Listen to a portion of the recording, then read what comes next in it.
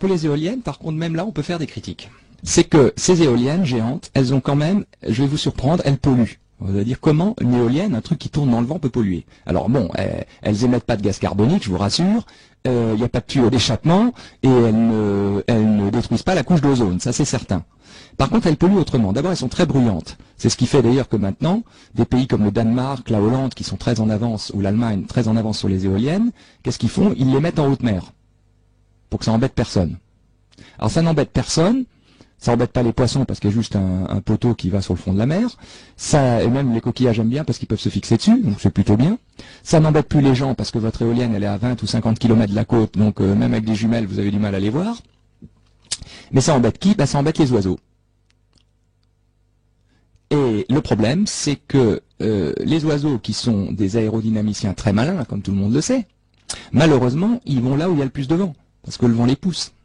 Donc vos oiseaux migrateurs, où est-ce qu'ils passent?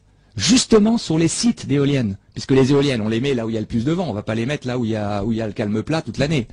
Et il se trouve que ça correspond très exactement au couloir que prennent les oiseaux. Et alors le résultat, c'est que vos éoliennes, même en mer, hein, mais moins que sur Terre, mais en tout cas sur Terre, quand on met des éoliennes, je sais pas, dans les Vosges, ou dans les Alpes du Sud, ou dans les Pyrénées, où vous voulez, ou même dans les plaines de Normandie, je veux dire, malheureusement, dès que vous avez des couloirs à vent, hein, si vous voulez, hein, là où ça souffle toute l'année, eh ben c'est là aussi les couloirs à oiseaux. Et alors, je pense qu'il n'y a pas besoin d'être un grand physicien pour comprendre qu'un rotor, bon, qu'il fasse 5 mètres ou qu'il en fasse 120, c'est le hachoir rêvé du boucher, vous voyez ce que je veux dire? Vous faites du hachis, au sens propre. Donc ça, moi je considère que c'est une forme de pollution, de destruction écologique. Et heureusement, les fabricants d'éoliennes le considèrent aussi. Seulement le problème, c'est que comme on a pris une voie qui n'est pas la meilleure pour ces éoliennes, on a pris la voie classique, c'est-à-dire qu'on a fait les éoliennes comme les Barnes Windmill, c'était ces fameuses éoliennes grinçantes qui pompaient l'eau à l'époque de la Grande Dépression américaine dans les années 30, eh ben on a fait ça mais en version technologie spatiale. Or, justement, il se trouve que nous, à Collab System, on travaille sur des éoliennes qui appliquent les principes de ces fameuses L-Collab, mais qui sont toutes des éoliennes à axe vertical. Alors vous me direz, ah, qu'est-ce que ça change? Eh bien déjà, quand vous avez un axe vertical, ça veut dire que vous pouvez faire une éolienne qui comprend, par exemple, une seule pale. Et oui, une seule. Ça marche. Qui va tourner sur elle-même. Alors vous imaginez une pale qui a la forme un peu d'un serpentin, vous voyez, vrillé. Et cette pale fonctionnera sur son axe en tournant sur elle-même. Deuxièmement, elle ne pourra plus tuer les oiseaux. Parce que il se trouve, je vous ai expliqué, qu'une aile, ça fait une dépression, vous voyez, autour d'elle. Donc qu'est-ce qui se passe? C'est que l'oiseau, si jamais il n'a pas vu le mât, bon, ce qui peut arriver, d'habitude les oiseaux ne heurtent jamais le mât d'une éolienne classique. Ils heurtent les pales parce que les pales, quand elles tournent vite, on les voit même plus. C'est comme un petit tuile gris, vous voyez, hein. Vous avez déjà vu un hélicoptère, quand vous êtes en dessous, vous ne voyez pas le rotor tourner. Ben, les oiseaux, c'est pareil, ils voient que dalle. Le mât, il le voit, mais pas la pale. Comme la pale s'étend à 60 mètres de chaque côté, il se la prend. Par contre, avec une éolienne verticale, même quand elle tourne, vous voyez toujours le machin. Si votre éolienne est orange vif, ben l'oiseau, il la verra, je vous dis tout de suite, hein, même si elle tourne. Il verra un truc flou orange vif, mais vif. Donc il va aller, et même si cet oiseau est distrait, vous voyez, imaginez un aigle qui regarde sa copine aigle en vol, ça arrive, hein, eh bien, il ne regarde pas l'éolienne qui arrive, eh bien, quand il va arriver dessus, il ne va pas la heurter, parce que la dépression qu'il y a autour de l'éolienne fait une couche d'air qui le chasse sur le côté. Simplement, il va se faire un ou deux loopings, mais enfin, généralement, c'est des bons voltigeurs, donc il va se rattraper avant le sol, c'est tout ce qui lui arrivera. Sympa. En plus, c'est un deuxième avantage. C'est qu'une éolienne avec un gros rotor comme celle qu'on voit à la télé, vous avez vu qu'il faut un énorme moteur avec des ordinateurs qui la braquent toujours face au vent. Si elle n'est pas face au vent, elle ne tourne plus. Hein. Par contre, une éolienne verticale, d'où que vienne le vent, elle tourne. Donc il n'y a plus besoin de l'orienter. Donc elle est déjà 2 fois plus simple. En plus, une éolienne, quand vous avez le générateur, l'alternateur, vous savez, qui produit le courant électrique à partir de la rotation du rotor. L'alternateur, j'ai oublié de vous dire que sur une éolienne de 5 MW, l'alternateur, si je me souviens bien, fait 7 mètres de diamètre. Donc vous avez un hall de gare au sommet du mât. Et à tel point d'ailleurs que généralement les ouvriers, ils passent même pas par le pylône, vous savez, le mât, qui est gigantesque, ils se font déposer en hélicoptère sur le hangar, vous voyez, qui contient le générateur. Alors quand on voit ces éoliennes, ça paraît petit, mais en fait c'est énorme. Le hangar fait la hauteur d'une villa de 3 étages. C'est des échelles gigantesques. Parce que si vous avez, alors vous imaginez foutre des dizaines de tonnes à cette altitude, hein, c'est cher, hein, c'est compliqué. Quand il faut réparer et changer une pièce, je vous dis pas le prix. Hein. Il faut amener une grue géante pour aller chercher changer l'alternateur. Alors que d'une éolienne verticale, l'alternateur il est où? Il est dans le sol. Vous le mettez dans une cave. Vous faites une cave sous l'éolienne. Alors l'avantage, c'est qu'on voit plus que l'éolienne sous forme d'un mât vertical très discret qui tourne, qui en plus ne fait plus de bruit. Alors ça c'est trop long à vous expliquer pourquoi, mais une éolienne comme ça, elle est silencieuse, quel que soit le vent.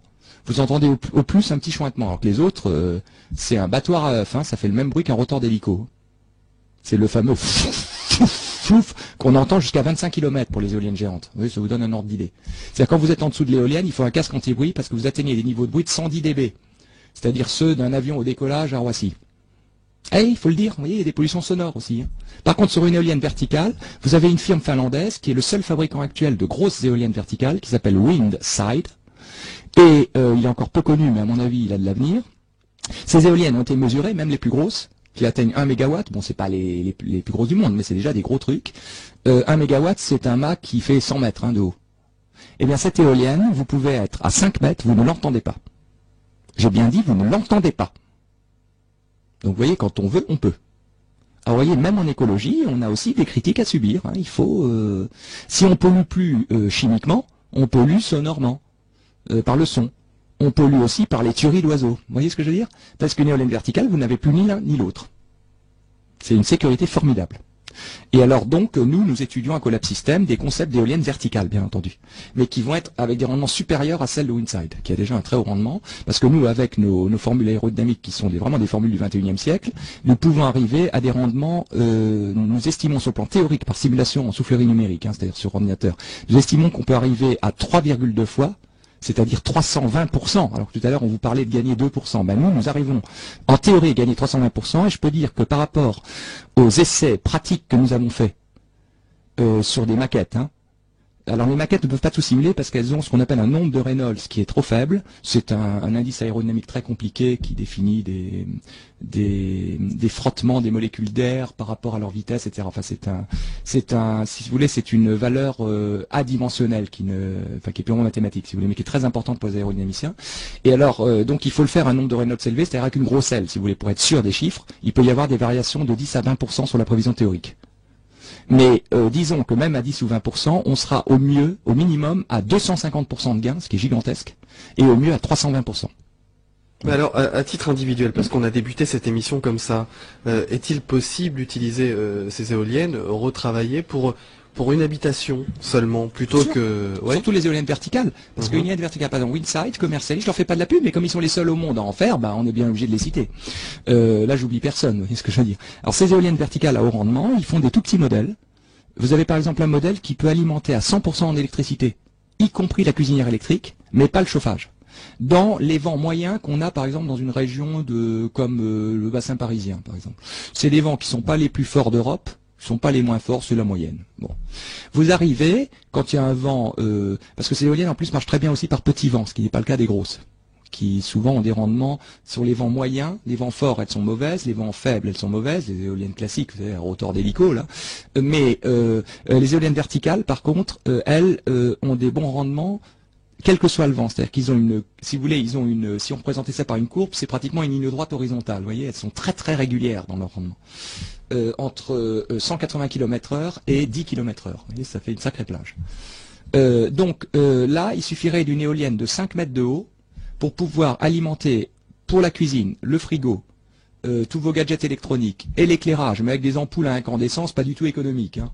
Oui, les ampoules bas de gamme qu'on achète dans le magasin du coin, hein, les pires, quoi, celles qui consomment le plus. Vous pouvez alimenter tout ça sans rien compter, c'est vraiment en gaspillant, enfin quand il y a du vent, mais même un vent faible. Vous pouvez alimenter un appartement, je dirais, de 600 à 700 mètres carrés. Ça fait quoi, un 4-5 pièces, quoi, confortable. Ou une petite villa, vous voyez. Et donc avec possibilité de faire des réserves d'énergie. Bah, ça vous fait une espèce de... Bon, c'est pas un cylindre, ça a la forme d'une molécule. Ouais, d'accord. Ça vous fait un truc un peu conique, comme ça, un petit cône à faible angle, de 5 mètres de haut sur le toit. Ou ailleurs, ou dans le jardin. Mais enfin, on le met en hauteur pour que les enfants ou les adultes ne puissent pas la toucher, évidemment. D'accord, donc c'est tout à fait jouable. Et ce genre d'éolienne nécessite, j'imagine, un système électrique informatique important? Pas du tout. Les éoliennes classiques, oui, parce qu'il faut les orienter, etc. Ces éoliennes-là, il faut un moteur multiphasé, parce qu'il faut qu'il s'adapte à des vitesses de rotation en produisant la même quantité de courant. Hein. Donc c'est des systèmes en fait semi-conducteurs, mais qui sont, dans les faibles puissances, sont pas si chers que ça. C'est pas donné. Disons que c'est à peu près le prix, c'est le même prix que les moteurs électriques d'une voiture comme la Prius.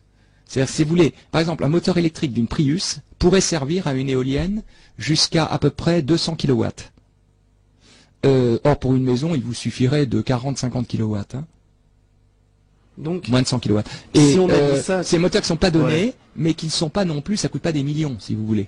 Parce que ces moteurs, quand on les met en générateur, c'est des trucs multiphasés, justement un semi-conducteur dont je vous parlais.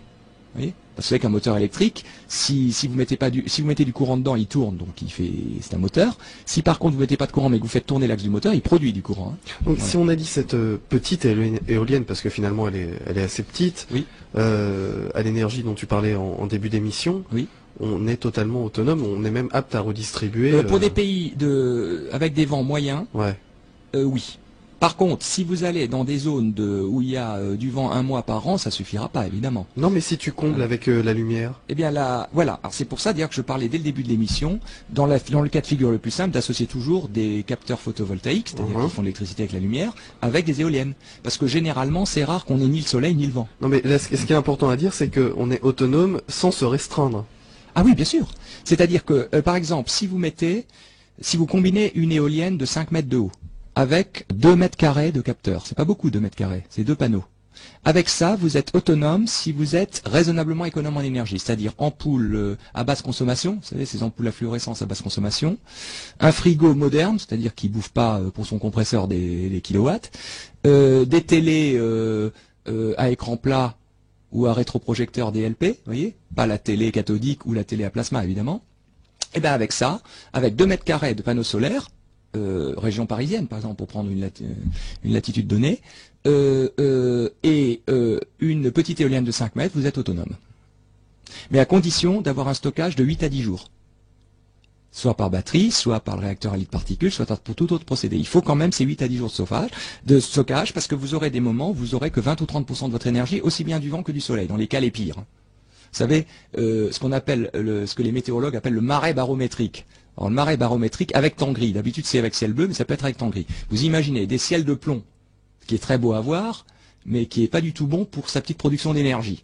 Et en plus il n'y a pas de vent. Qu'est-ce que vous faites? Ça durera jamais plus de 10 jours. C'est-à-dire qu'au bout de 10 jours, soit vous aurez du soleil, soit vous aurez du vent.